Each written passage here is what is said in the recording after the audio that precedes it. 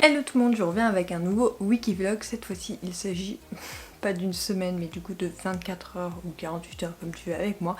Donc de samedi à dimanche grosso modo. Tout simplement parce que cette semaine ça n'a pas été était pas terrible. Donc du coup je t'ai pas du tout repris de cette semaine. Donc j'ai décidé de te faire un reset de 24 heures après avoir reçu quelqu'un à la maison. Donc ce matin, drap enlevé, classique. Après il y a le reset du début de mois, donc j'ai également lavé le canapé, lavé le lave-vaisselle, lavé la bouillarde, lavé le chaud-biberon. Maintenant qu'on chauffe les biberons, là monsieur a attaqué le ménage au rez-de-chaussée parce que la petite dort dans sa chambre à l'étage. Donc du coup on commence par le rez-de-chaussée comme on fait d'habitude, enfin il commence par le rez-de-chaussée comme il fait d'habitude. Moi je me suis maquillée, j'ai fait photo pour ce soir parce que j'ai oublié de faire les photos du premier, donc il faut que je me fasse le texte et les photos avant 20 h et on a une soirée.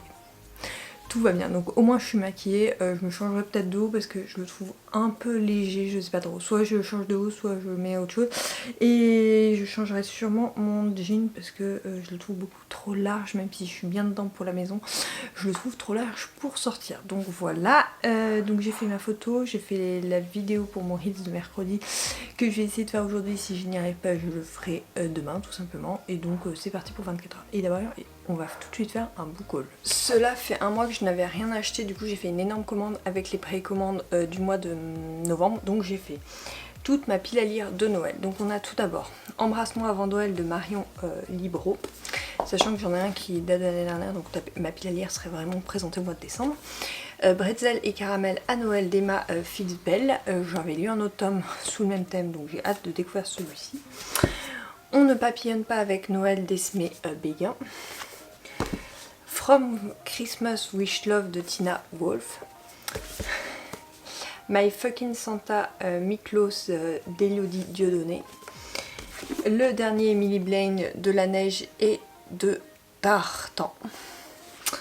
Le dernier Sarah Morgan, le Cottage de Noël. Et rien à voir avec ma fille à lire de Noël, le dernier Elle Kennedy, Body Check, qui est publié d'ailleurs pas chez Hugo, qui est publié chez J'ai lu. Ah c'est mieux, c'est pour ça le prix m'étonnait. Par contre J'ai lu, vous abusez, hein. Regarde, c'est marrant. J'avais pas vu, hein, je l'ai commandé. Donc voilà ma petite pile à lire, sachant que j'en ai commandé je crois 3 autres qui doivent arriver au mois de novembre, vu que c'est des précommandes. Cela il faudra que je fasse une photo sur Insta parce que je les ai toujours pas présentés, et que je les mette sur Livre Addict et tout ça, mais ça je le ferai je pense clairement demain parce que là je n'aurai pas le temps. Salle de bain 1 effectuée, salle de bain 2 également.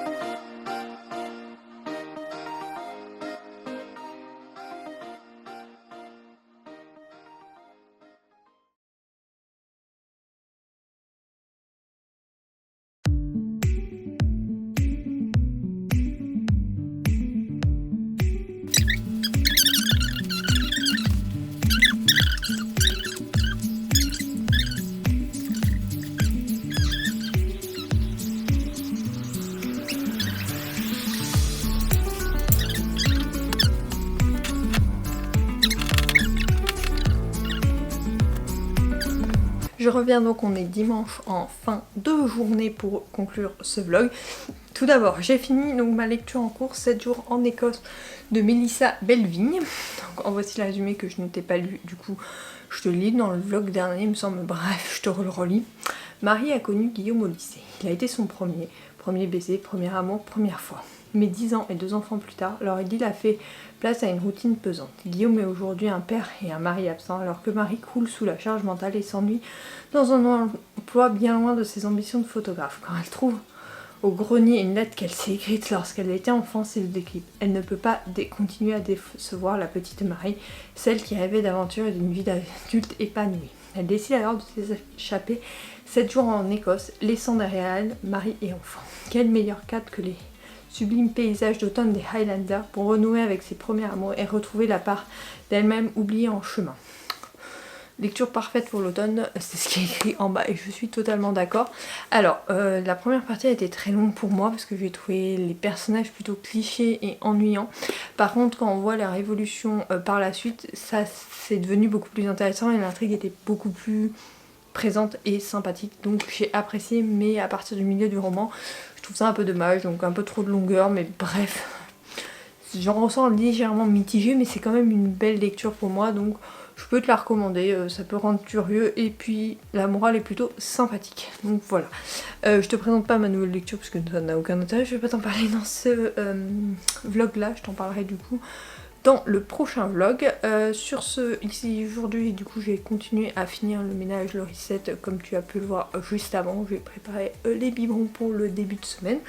Et là, je vais aller me prendre une douche, me laver les cheveux et tout, parce que la petite fait sa dernière sieste de la journée, parce qu'elle est un peu fatiguée aujourd'hui, donc on l'a pas eu trop avec nous, parce qu'elle a beaucoup dormi, un peu pleuré, et voilà, elle est en train de récupérer de sa nuit. Donc du coup voilà, là on la laisse dormir jusqu'au bain, enfin jusqu'à ce qu'elle se réveille quoi. Très clairement on va pas aller la réveiller. Donc voilà, j'espère que ce wiki-vlog t'aura plu, j'espère que celui de la semaine prochaine sera un peu plus long parce que celui-là était franchement trop court.